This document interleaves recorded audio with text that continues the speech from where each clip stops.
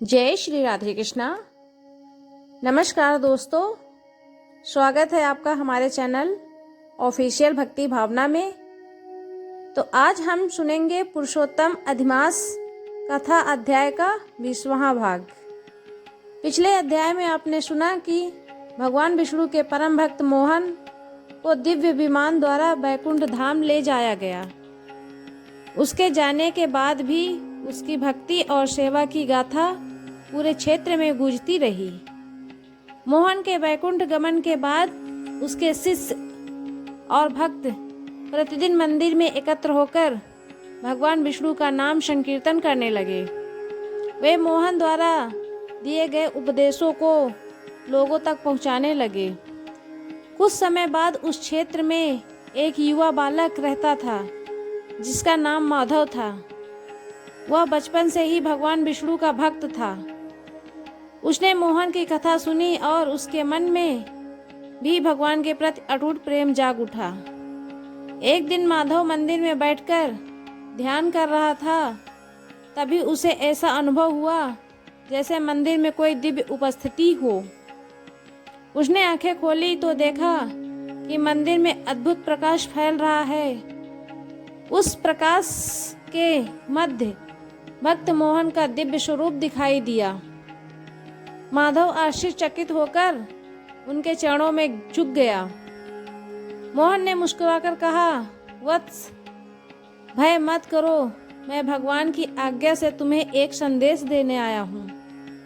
माधव ने विनम्रता से पूछा, गुरुदेव, मुझे क्या करना चाहिए?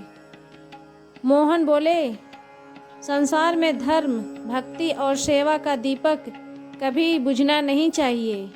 भगवान चाहते हैं कि उनके भक्त प्रेम और कल्याण का संदेश फैलाएं। इतना कहकर मोहन का स्वरूप अदृश्य हो गया।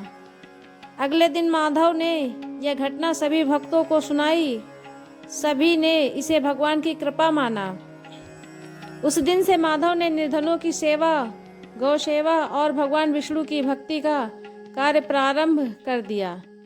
धीरे धीरे वह भी लोगों के बीच भगवान का प्रिय भक्त माना जाने लगा। एक वर्ष पुरुषोत्तम मास के दौरान उस क्षेत्र में भयंकर सूखा पड़ गया। नदियां सूख गईं और खेत बंजर हो गए।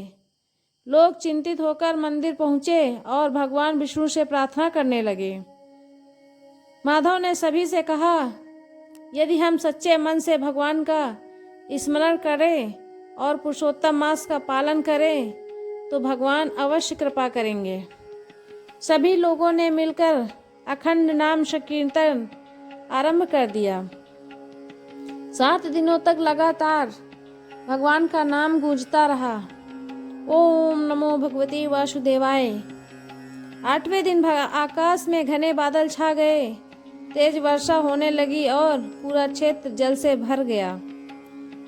लोग खुशी से झूम उठे। तभी आकाशवाणी हुई, हे भक्तों, जो श्रद्धा और विश्वास के साथ पुरुषोत्तम मास का पालन करता है, मैं उसकी रक्षा स्वयं करता हूँ।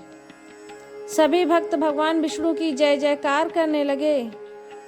माधव ने कहा, यह चमत्कार मेरी शक्ति से नहीं बल्कि भगवान की असीम कृपा से हुआ है।